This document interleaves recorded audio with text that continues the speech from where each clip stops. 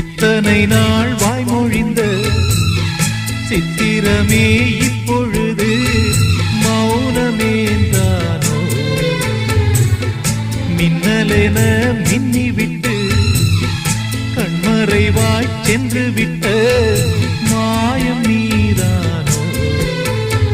உன்னால் வந்த காதல் உன்னால் தானே வாழும்.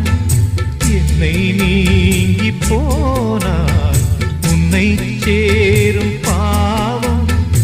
எனக்கொரு அடைக்கலம் வழங்குமோ உன் இதயமே? அன்பேவா அருகிலே என் வாசல் வழியிலே உல்லாச மாளிகை மாளிகை